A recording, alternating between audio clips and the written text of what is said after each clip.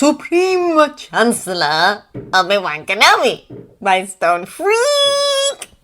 Chapter 70. Sabe thinks, Padme and Anakin talk. Sabe helps her lady through her morning routine. There is no meeting in the Senate today, and since the office building is still closed due to the investigation and repairs, she has worked mostly from the apartment these days. As such, there is no need for Padme to have her hair done in an intricate Naboo style or squeeze herself into formal senatorial garb. Instead, they spend much of breakfast on the sofa, talking softly and drinking tea from a shared pot.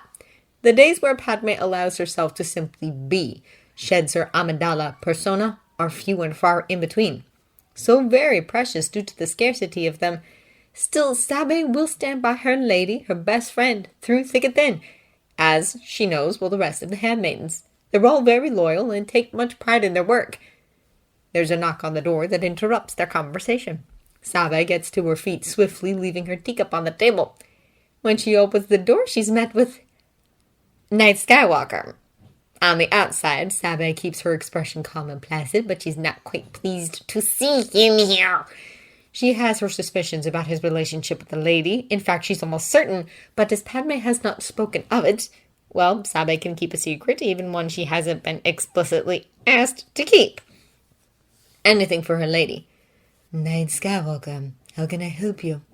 In the corner of her eye, Sabe can see the lady get out of her seat, the shawl she had around her shoulders falling to the couch. Hello, Miss Sabe. I was hoping I could speak to Senator Amidala. Well, Sabe will give him that. He's always been very good at remembering who is who among Padme's handmaidens. That's more than can be said for most people they meet. Though now that she thinks about it, it may be a Jedi trait. Most Jedi she's met seem to find it very important to address her as she prefers, seem incredibly intuitive when it comes to telling them all apart, even in disguise. She has wondered, ever since they fled Naboo when the Trade Federation invaded, if the Jedi were never fooled at all. She thinks it is likely they knew all along that she was not the real queen. Of course, there's not much need to speculate, really. Alay's been working with Jedi for some time now. She'll probably know if Sabe asks her opinion. And besides that, there's no real worry regarding it. Sabe or her lady hardly have anything to fear from Jedi. Knight Skywalker! Padme's voice is pleasantly surprised as she sidles up to Sabe. Thank you, Sabe. I'll take it from here. A gentle dismissal. Yes, my lady. She bows and steps away, heading further into the room, while still keeping her eye on her lady, as is her duty as bodyguard. They speak in low tones as they move to the couch. Too low. Low enough that Sabe cannot hear what is being said. It is not unusual for them, and she wonders how long it will take until she is asked to leave the room entirely. She will keep her eye on them until then.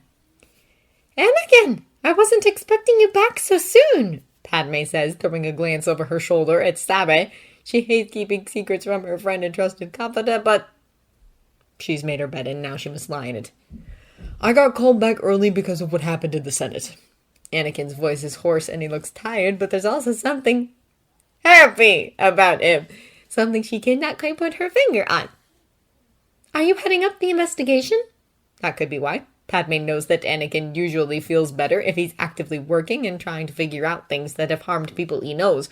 All she needs to do is remember Tatooine, remember getting the message about Obi-Wan being captured to know that. Her love is a man of action. No, nothing like that, but Obi-Wan's awake. He smiles then, a smile that lights up his entire face and soothes her soul. It's like facing the midday sun. She's always loved his smile. She lets out a long breath. I'm so relieved to hear that. I've been so worried ever since it happened. And then a senator tried to suggest that we should reinstate Palpatine as Supreme Chancellor if he didn't make it, and... But before she can finish her sentence, Anakin cuts her off. That sounds like a good idea. Palpatine knows the job better than anyone else, and he's very dedicated to the Republic. He'd probably accept the responsibility, even though he's been enjoying the peace and rest he's had since he left office. Padme swallows her words. Anakin trusts Palpatine more than anyone, perhaps. How does she explain to him what she's realized about the man? He's not a good person, no matter what Anakin thinks.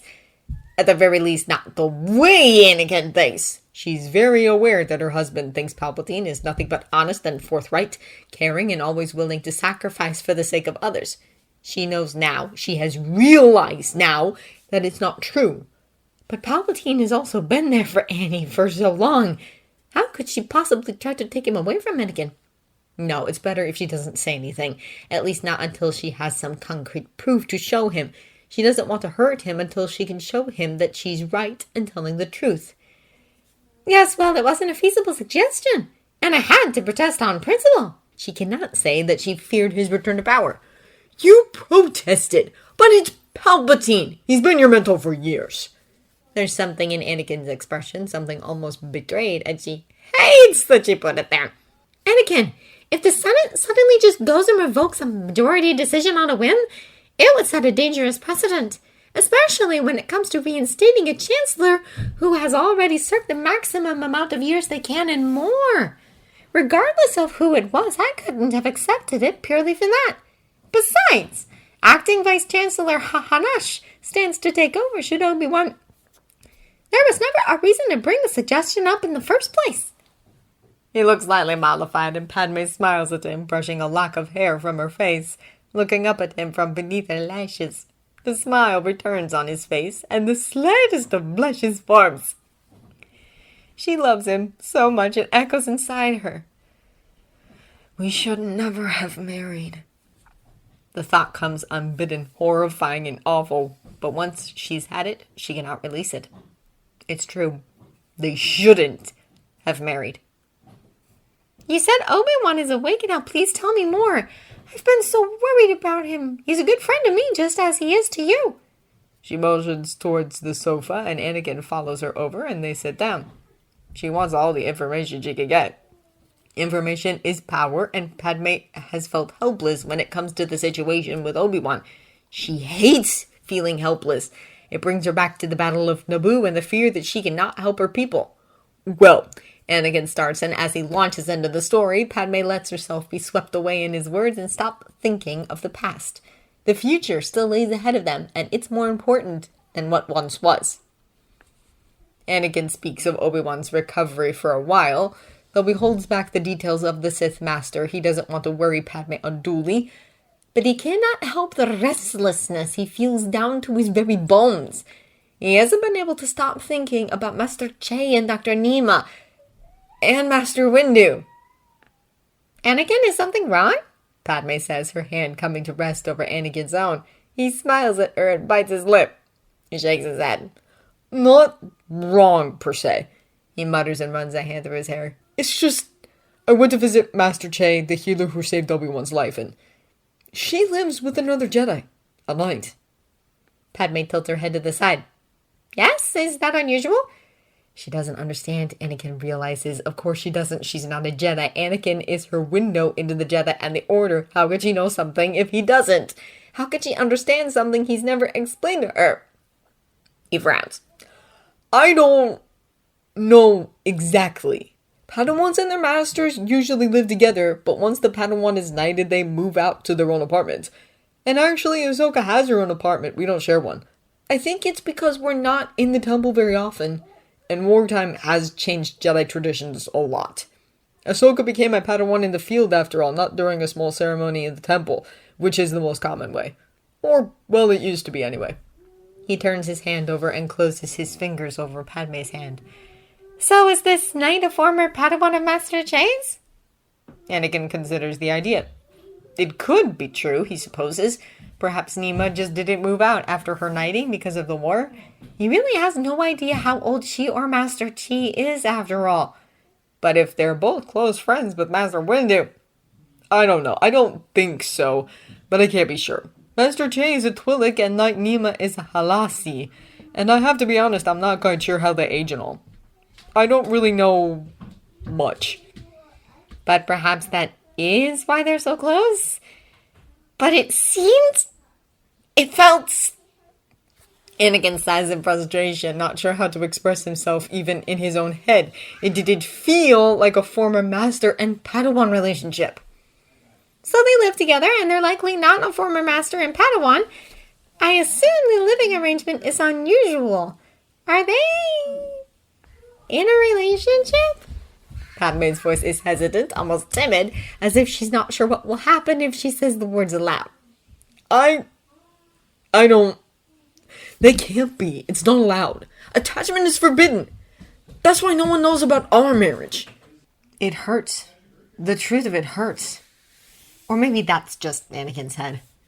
Padme nods, her gaze at the floor and her mouth downturned. She looks sad, as if she's hurting too. You once said that Jedi are encouraged to love. Do you remember? That's what you told me before we went to Naboo on the eve of this war. Her voice shakes. Anakin nods. It's true, he did say that. Because it's true. Compassion, unconditional love, is part of what makes a Jedi. One of the most important things that separate them from the Sith. You cannot free yourself of the dark side, Anakin. We can all of us fall victim to it. Because it comes from our negative emotions, and as emotional beings, of course it's there. The strength of a Jedi comes from the ability to resist its lure and hold compassion and calm as central aspects of ourselves over the likes of selfishness or anger. The Force is powerful, and so the dark side can be powerful. If you can control it, if you can keep yourself from being swept away, you can potentially get a small boost in strength through the tunnel vision of the dark side because you no longer care about any bystanders, anyone who might be hurt by your actions. Just the same way as anger can temporarily make you stronger even without the Force, just as fear can. But it's not controlled, it's wild, it's mindless, and you are in a feedback loop with your own negative emotions, and that, Anakin, is where the danger lies. Because you cannot control it for a prolonged time, and you will lose yourself to it if you try. An instant, a moment, certainly you can come back from that, just as a mother's fear for her child can enable her to do feats she'd never normally be able to, like rushing through a burning building or lifting a crashed speeder. But remember, that same mother is unlikely to feel the pain of any injuries she sustains in the course of it, and thus risks severely injuring herself or even perishing. Not to mention that the more you reach for the dark side, even briefly, the more you teach yourself to reach for it, and the easier it is to lose your footing. The dark side is also the Force, but it is based on terrible things, and nothing good can come from it in the end. He shudders at the memory, but shakes the thought off. It's not really important right now, is it? The dark side and the Sith have nothing to do with Padme and their marriage. Perhaps that is their way? Love can come in many forms. Padme's fingers close around Anakin's hand, and they gaze at each other for a long moment. Anakin nods slowly. Perhaps. She smiles. I don't know the Jedi. I know it only as an outsider. What I know, I've learned as your wife, Obi-Wan's friend, Ahsoka, by interacting with Jedi in the Senate. But I don't know it the way you do. Anakin returned her smile. You're right. There really isn't much Padme can say here, is there? She's right that she doesn't know the Jedi, that she can only base her ideas and thoughts on what she's learned from others. She hasn't lived it, and unlike Palpatine, she hasn't studied it either. Still. Thank you. He whispers and pulls her into his arms. He'll figure it out one way or another. Perhaps he can try to talk to someone about it. Maybe he can suss some details out from Master Windu. It'll be fine one way or another.